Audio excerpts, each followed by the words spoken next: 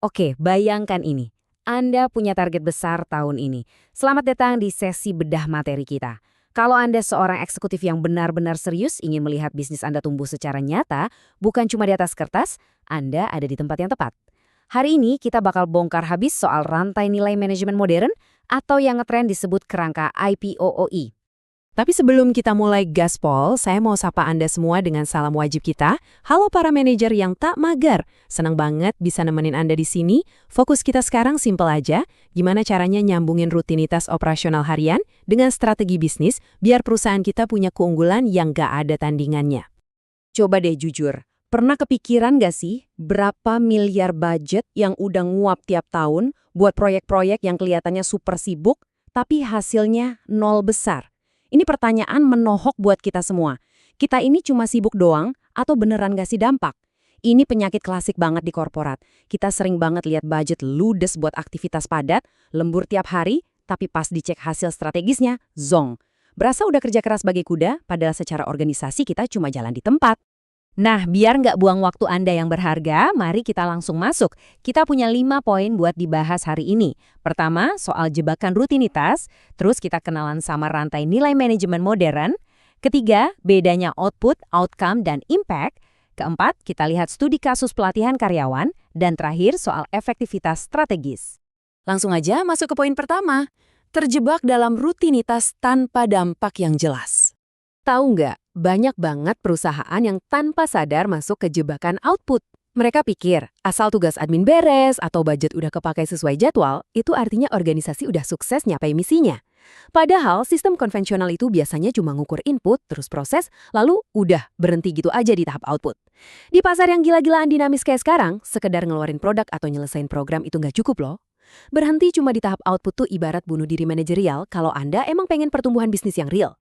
Nah, biar nggak terjebak di sana, kita masuk ke bagian kedua. Rantai nilai manajemen modern alias kerangka IPOOI. Jadi, solusinya gimana? Kita butuh kerangka berpikir yang maksa kita buat mikir logis dari ujung ke ujung. Ini dia 5 langkah krusialnya. Input, proses, output, outcome, dan impact. Jangan salah, ini bukan cuma teori kampus yang manis di atas kertas ya. Ini alat strategis yang wajib Anda pakai buat ngeevaluasi ROI atau imbal hasil perusahaan yang sebenarnya. Tiap tahapan di sini tuh harus nyambung dan punya hukum sebab akibat yang jelas banget. Sekarang yang paling seru di bagian ketiga. Output, outcome, atau impact. Jujur aja, batasan ketiga hal ini sering banget bikin bingung. Pasti sering kan, lagi meeting direksi, 3 istilah ini ketukar-tukar dan malah bikin arah strategi jadi blur? Yuk kita beresin sekarang. Pertama, output. Ini gampangnya adalah hasil langsung dari sebuah proses yang gampang dihitung. Misalnya nih, jumlah produk yang keluar dari pabrik, dokumen laporan yang udah diterbitin, atau berapa banyak peserta yang hadir di sebuah training. Ingat ya, output itu cuma hasil fisik atau kuantitatif secara langsung. Kalau output tercapai, itu belum jamin ada kemajuan nyata apa-apa di perusahaan Anda. Lanjut ke outcome. Kalau ini, ibaratnya adalah manfaat nyata atau perubahan jangka pendek ke menengah yang beneran dirasain sama si penerima output tadi. Pertanyaan utamanya tuh gini, apa yang terjadi waktu output itu benar-benar dipakai secara efektif sama target audiens Anda? Contohnya, karyawan jadi punya skill teknis baru yang kepake, kelakuan kerjanya berubah jadi lebih positif, atau efisiensi alur kerja di kantor meningkat tajam. Dan ini dia puncaknya, impact alias dampak. Impact ini adalah efek jangka panjang yang skalanya luas dan berkelanjutan buat perusahaan. Bayangin aja hal-hal kayak daya saing perusahaan yang meroket di pasar global, brand image yang makin kinclong, atau ujung-ujungnya naiknya profit dan pendapatan. Impact inilah the ultimate goal-nya. Inilah yang paling dipedulin sama para pemegang saham dan Anda sebagai pemimpin bisnis. Hal ini cerdas banget ngilustrasiin kenapa nyamain hasil langsung dengan manfaat nyata itu adalah bias manajemen yang bahaya banget. Simpelnya gini, output itu soal apa yang kita bikin dan kita hitung. Sementara outcome itu soal nilai atau perubahan kapasitas yang beneran diterima sama si pengguna dari apa yang udah kita hasilkan tadi.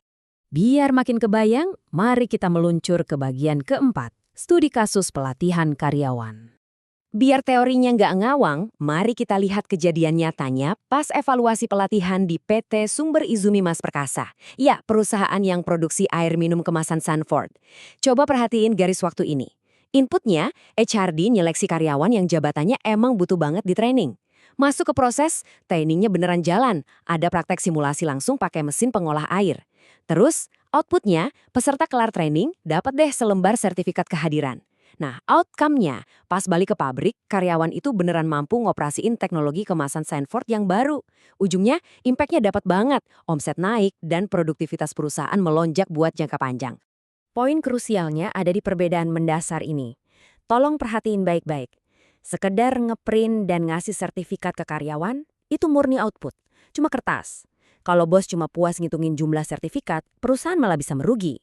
Outcome yang sejati dari budget training itu, ya kalau karyawannya benar-benar paham cara ngoperasiin mesin kemasan air Sanford yang baru itu.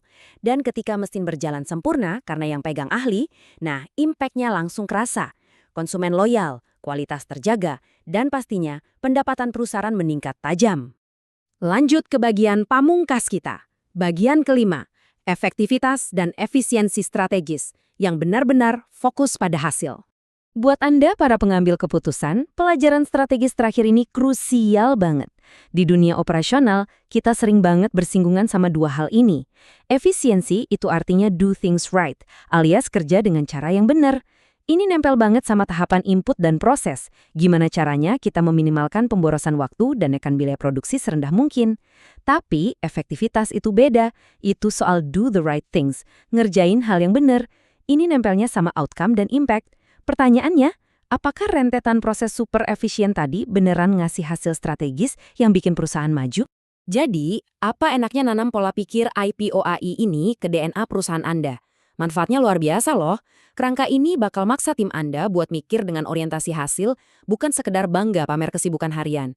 Ini ngebantu Anda buat nyari akar masalah dengan lebih presisi, terus bisa nyambungin kerjaan teknis anak-anak di lapangan sama visi besar makro perusahaan, dan pastinya ngejamin akuntabilitas di semua lini manajemen. Pendek kata, model ini tuh semacam jembatan antara realita operasional di lapangan sama strategi elegan di ruang direksi. Sebagai penutup, saya mau ninggalin Anda dengan satu pertanyaan provokatif ini. Pas nanti Anda lagi evaluasi proyek gede atau nge-asek budget training, coba tanya ke diri sendiri. Apakah Anda ini cuma lagi bayar buat beli selembar sertifikat? Atau Anda benar-benar lagi investasi buat nyiptain sebuah dampak alias impact yang nyata? Saran saya, cobain deh terapkan kerangka rantai nilai IPOI ini besok pagi di organisasi Anda. Lihat sendiri gimana cara kerja dan produktivitas tim Anda bakal bertransformasi. Terima kasih udah gabung di sesi bedah materi kali ini. Teruslah jadi manajer yang tak mager, dan sampai ketemu lagi di pembahasan seru berikutnya.